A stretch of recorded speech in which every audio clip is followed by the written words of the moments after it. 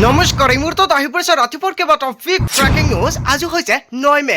অৰুণোদয় আঁচনিৰ তাৰিখ ঘোষণা। সকলো মহিলাৰ একাউণ্টত 1250 টকাৰ পৰিৱৰ্তে 3000 টকা সোমাই দিব অসমৰ মুখ্যমন্ত্ৰী ডক্টৰ হিমন্ত বিশ্ব শৰ্মাই।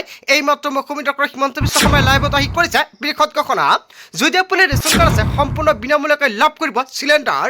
ৰেচন কাৰ্ড থাকিলে আৰু আপুনি 5 বিধ নতুন সামগ্ৰী লাভ কৰিব। আত্মীয়গত প্ৰতিজন মহিলাৰ বেংক একাউণ্টত 25,000 টকা সোমাব। যদি আপুনি 10,000 টকাৰ চেক পাইছে তেন্তে আপোনাৰ বাবে ভাল খবৰ। দেশৰ কোটি কোটি কৃষকৰ একাউণ্টত ৰেচন কিস্তি 2,000 টকা সোমাই দিব।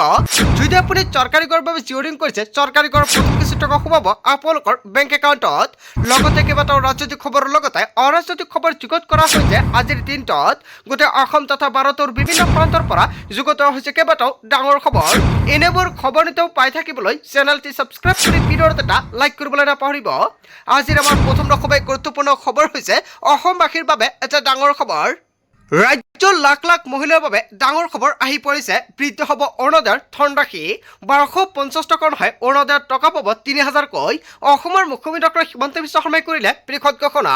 কেতিয়া বৃদ্ধি হ'ব অৰুণোদয়ৰ ধনৰাশি? এতিয়ালৈকে অৰুণোদয় আঁচনিৰ টকা বৃদ্ধি হোৱা নাই। এতিয়ালৈকে 1250 টকাই আছে। কিন্তু কেতিয়াৰ পৰা বৃদ্ধি হ'ব অৰুণোদয়ৰ টকা? 1250 টকাৰ পৰা 3000 টকালৈ বৃদ্ধি হোৱাৰ সম্ভাৱনা। শপত গ্ৰহণৰ পিছতে মুখ্যমন্ত্ৰী ডক্টৰ হিমন্ত বিশ্ব শৰ্মাই পূৰণ কৰিব প্ৰতিশ্ৰুতি। এতিয়ালৈকে অসমৰ মুখ্যমন্ত্ৰী ডক্টৰ হিমন্ত বিশ্ব শৰ্মাই শপত গ্ৰহণ কৰা নাই। এতিয়ালৈকে হিমন্ত বিশ্ব শৰ্মা মুখ্যমন্ত্ৰী হোৱা নাই আৰু 12 তাৰিখত মুখ্যমন্ত্ৰী ডক্টৰ হিমন্ত বিশ্ব শৰ্মাই শপত গ্ৰহণ কৰিব। শপত গ্ৰহণৰ পিছতে লাখ লাখ মহিলাৰ বাবে ভাল খবৰ দিব। আৰ্থিকভাৱে সবল হ'ব ৰাজ্যৰ মহিলাসকল। নিৰ্বাচনী ইস্তাহাৰতে উল্লেখ কৰা হৈছে সকলো প্ৰতিশ্ৰুতি আৰু সকলো প্ৰতিশ্ৰুতি পূৰণ কৰিব অসমৰ মুখ্যমন্ত্ৰী ডক্টৰ হিমন্ত বিশ্ব শৰ্মাই। ডাঙৰ মন্তব্য কৰিছে অসমৰ মুখ্যমন্ত্ৰী ডক্টৰ হিমন্ত বিশ্ব শৰ্মাই। যদি আপোনাৰ নাম অৰুণোদয়ৰ তালিকাত অন্তৰ্ভুক্ত হৈছে তেনে ক্ষেত্ৰত আপুনি নিশ্চিত থাকক 1250 টকাৰ পৰিৱৰ্তে 3000 টকা লাভ কৰিব সকলোৰে বেংক একাউণ্টত। কিন্তু বহুতে কমেণ্ট কৰি আছে অৰুণোদয় আঁচনিৰ টকা কেতিয়া সোমাব? মাজত মাত্ৰ কেইটাদিনমান বাকী আছে। 12 তাৰিখত অসমৰ মুখ্যমন্ত্ৰী ডক্টৰ হিমন্ত বিশ্ব শৰ্মাই শপত ল'ব আৰু শপত লোৱাৰ পিছতে কেবিনেটত বৃহৎ সিদ্ধান্ত গ্ৰহণ কৰিব অৰুণোদয় আঁচনিৰ টকা কেতিয়া প্ৰদান কৰা হ'ব। কিন্তু এতিয়ালৈকে ডেটটো ফাইনেল হোৱা নাই।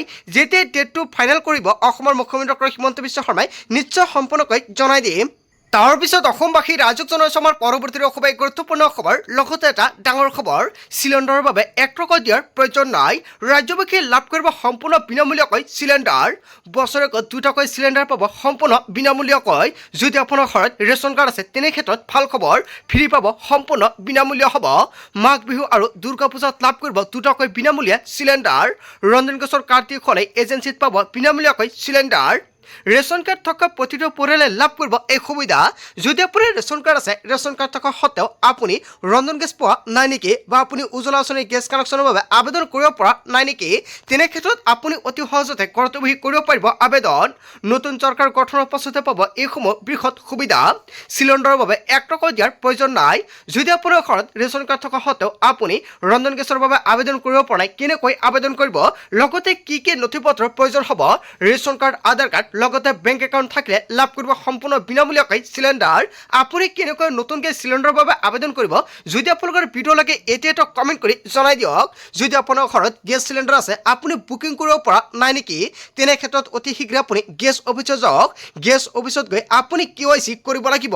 যদি আপুনি KYC নকৰে আপুনি কিন্তু গেছ বুকিং কৰিব নোৱাৰিব। লগতে গেছৰ লগত আপুনি মোবাইল নম্বৰটো আপডেট কৰিব লাগিব। এইখিনি কাম কৰাৰ পিছত আপুনি গেছ বুকিং কৰিব পাৰিব। যদি আপোনাৰ গেছ বুকিঙত কিবা সমস্যা হয় নিশ্চয় কমেণ্ট কৰি জনাই দিব, সম্পূৰ্ণকৈ সহায় কৰা হ'ব। আৰু আজিৰ ভিডিঅ' যিমান পাৰে সকলোৱে শ্বেয়াৰ কৰি দিব যাতে সকলোৱে জানিব পাৰে। তাৰ পিছত অসমবাসী ৰাইজক জনাইছো আমাৰ পৰৱৰ্তী খুবেই গুৰুত্বপূৰ্ণ খবৰ। লগতে এটা ডাঙৰ খবৰ, বিনামূলীয়া মিঠাতেল ল'বলৈ সাজু হওক আপুনি। লগতে থাকিব দালি, চেনি, নিমখ আৰু চাহপাত। যদি আপোনাৰ ৰেচন কাৰ্ড আছে তেনে ক্ষেত্ৰত ভাল খবৰ, আপুনি এই মাহৰ ৰেচন সংগ্ৰহ কৰিলে নে? যদি আপুনি কৰা নাই অতি শীঘ্ৰে সংগ্ৰহ কৰক। মাজত মাত্ৰ এটা দিন বাকী আছে। তাৰ পিছতে বন্ধ হ'ব ৰেচন বিনামূলীয়া দিয়া প্ৰক্ৰিয়া। সাজু হৈছে বিজেপি চৰকাৰ।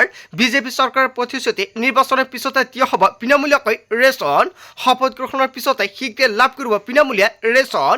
হয়, অসমৰ মুখ্যমন্ত্ৰী ডক্টৰ হিমন্ত বিশ্ব শৰ্মাই দিছে এটা ভাল খবৰ। লগতে পাব 1 লিটাৰকৈ মিঠাতেল, বিনামূলীয়া চাউল, দালি, নিমখ, চেনি, মিঠাতেলৰ লগতে পাব আধা কেজিকৈ চাহপাত। প্ৰতিগৰাকী হিতাধিকাৰীক প্ৰদান কৰা হ'ব এইসমূহ সুবিধা। মুখ্যমন্ত্ৰী ডক্টৰ হিমন্ত বিশ্ব শৰ্মাই কৰিলে বৃহৎ ঘোষণা। যদি আপোনাৰ ৰেচন কাৰ্ড আছে তেনে ক্ষেত্ৰত অহা মাহৰ পৰা এইকেইবিধ সামগ্ৰী সম্পূৰ্ণ বিনামূলীয়াকৈ লাভ কৰিব, 100 টকাও দিব নালাগে। অসমৰ মুখ্যমন্ত্ৰী ডক্টৰ হিমন্ত বিশ্ব শৰ্মাই এটা নহয় দুটা নহয় কেইবাটাও নতুনকৈ প্ৰতিশ্ৰুতি প্ৰদান কৰিছিল নিৰ্বাচনী প্ৰচাৰৰ মাজতে। সকলোকেইটা প্ৰতিশ্ৰুতি এটা এটাকৈ পূৰণ কৰিব। মাজত মাত্ৰ 2টা দিন বাকী আছে, কিয়নো 12 মে'ৰ পৰা অসমৰ মুখ্যমন্ত্ৰী ডক্টৰ হিমন্ত বিশ্ব শৰ্মাই পুনৰ শপত ল'ব আৰু শপত লোৱাৰ পিছতে এটা এটাকৈ সকলোকেইটা প্ৰতিশ্ৰুতি পূৰণ কৰিব। তাৰ পিছত অসমবাসী ৰাজক জনাইছে আমাৰ পৰৱৰ্তী খুবেই গুৰুত্বপূৰ্ণ খবৰ। লগতে এটা ডাঙৰ খবৰ, নতুন মন্ত্ৰীসভাৰ শপত গ্ৰহণৰ পিছতে চলিছে বিহাৰ। ৰাজপথলৈ ওলাই আহিছে হাজাৰ হাজাৰ নিবনুৱা। বিজেপিয়ে মিত্ৰজোঁটৰ চৰকাৰৰ বিৰুদ্ধে উত্তাল প্ৰতিবাদকাৰীৰ ওপৰত জঁপিয়াই পৰিছে আৰক্ষী। প্ৰতিবাদকাৰীক বাধা দিয়াৰ চেষ্টা কৰিছে আৰক্ষী আৰু নিৰাপত্তাৰক্ষীয়ে। আৰক্ষী আৰু নিৰাপত্তাৰক্ষীয়ে সংঘাতত লিপ্ত প্ৰতিবাদকাৰীৰ পৰিস্থিতি নিয়ন্ত্ৰণৰ বাবে আৰক্ষীৰ লাঠিচালনা। আৰক্ষী নিৰাপত্তাৰক্ষীৰ লাঠিচালনাত আহত হৈছে কেইবাজনো। বিহাৰ লোকসভা আয়োগৰ পৰীক্ষাত নিলম্বন হোৱাত ক্ষোভ প্ৰকাশ কৰিছে। শীঘ্ৰে পৰীক্ষাৰ দিন ঘোষণাৰ দাবী জনাইছে প্ৰতিবাদকাৰী নিবনুৱা জনতাই। ৰাজধানী পাটনাত প্ৰতিবাদকাৰী কাৰ্যসূচীয়ে অভাৱনীয় পৰিস্থিতি। বিজেপিৰ চৰকাৰে নিৰ্বাচনত দিয়া প্ৰতিশ্ৰুতি পালন নকৰাৰ অভিযোগ উত্থাপিত হৈছে।